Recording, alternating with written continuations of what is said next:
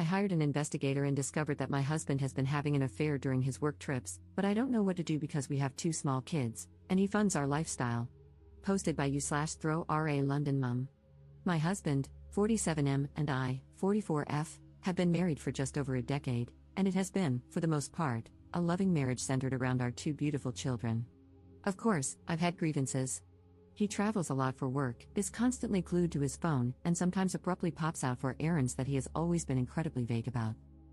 Initially, these didn't concern me too much. He has a very demanding job that has allowed us to have a lifestyle I never thought possible, enabled me to leave work to be with the children, take us on wonderful holidays, and send the children to a great school. I always felt that complaining to him about his work, phone, computer, and random emergencies would be selfish, considering everything he does for us. However, 2 weeks ago, I started getting really suspicious after I found a condom in the inside pocket of his blazer. There was no reason for him to have it there, as we only ever have sex at home, and frankly, it isn't something we do as often as we used to. This prompted me to do something I never thought I would do. I found an opportunity to get into his phone when he wasn't looking. I'm not sure what I was looking for. I first checked his photos but couldn't find anything. Then I decided to check his messaging apps, WhatsApp, Telegram, but both were password locked, which I found very odd. Only a message could be accessed, but there was barely anything there. At this point, I had a sinking feeling that something was up. Last year, a friend was in a similar situation and used a digital investigator to learn more about her absent and secretive fiancé. The investigator discovered that this man had been living a complete double life, with a long-term girlfriend in Edinburgh and, unbelievably, an entire business he had set up and was earning money from. She had no idea about the business or all the money he was making, and no doubt spending on his girlfriend. I asked for the investigator's details and requested that they pull together anything and everything they could find about my husband. The investigator spent about a week digging online and came back to me with a report that changed my life forever. I got a call from the investigator, warning me that my husband's report would be a very difficult read and that I should open it in private at a time when I would be able to process it fully. Since receiving it, I have barely been able to eat, sleep, properly take care of the kids, or speak to him, and yet he is so absent-minded that he doesn't even realize something is wrong. It turns out that my husband of over 10 years has been, 1. Having an affair with a woman 15 years his junior. 2. Financing this woman's lifestyle and her failed business venture. 3. Attending sex parties with her, where they have sex with other partners. 4. Posting in a revolting online sex forum, including pictures of his privates and details of his addiction to porn and escorts to his creepy online friends. And 5. Based on his posts online, he has clearly been spending thousands on escorts as far back as 7 years ago. I have no idea where to go from here. I don't know what to do.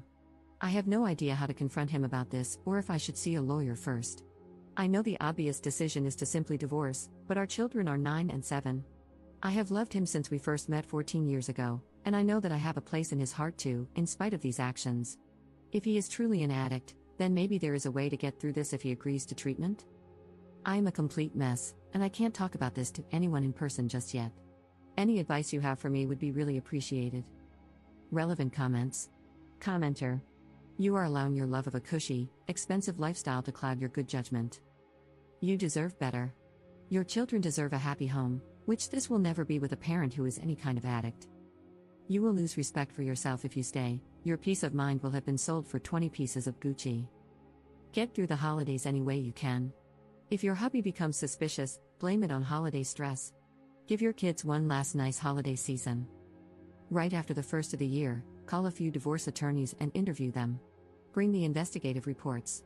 Hire the one with whom you click the best. Follow your attorney's advice to the letter. They're an expert, that's why you hired them. Don't listen to family, friends, or strangers on the internet. Get yourself into individual therapy to help you deal with the betrayal. Have your children see a child therapist to assess whether they need ongoing care. Be kind to yourself, you've only just found out about a massive betrayal. You didn't know, but now that you do, you're taking proactive steps to defend and care for yourself and your children. Your husband is on his own. He can get into therapy or not, it's not your problem, and don't take it on as one. Your plate will be plentiful with your business and that of your 2 children. Wishing you and your children a peaceful and joy-filled 2025 as you move together into a new life. Ops response. Thank you so much for this comment. This was one of the most useful ones I have gotten, and I truly took it to heart. I have yet to get into therapy, as I simply haven't had time for it yet, but I am planning to the moment things start to slow down a bit. Update 6 weeks later. This is an update to my original post from around a month ago. Firstly, I'd just like to thank almost every single one of you who has commented to offer me advice or messaged me privately. I took a lot of advice on board, especially from a legal standpoint, and this has proven to be of great benefit. I apologize for my long absence and lack of replies. I hope the update below explains it. I chose to wait until after New Year's as I did not want to rob the children of one last Christmas and New Year's holiday as a family. In the meantime, I researched solicitors and sought recommendations from trusted friends. Rather humiliatingly, after much urging on this website, I also scheduled and went through with an STI test. It was horrifically embarrassing, but I am relieved to say that it came back negative.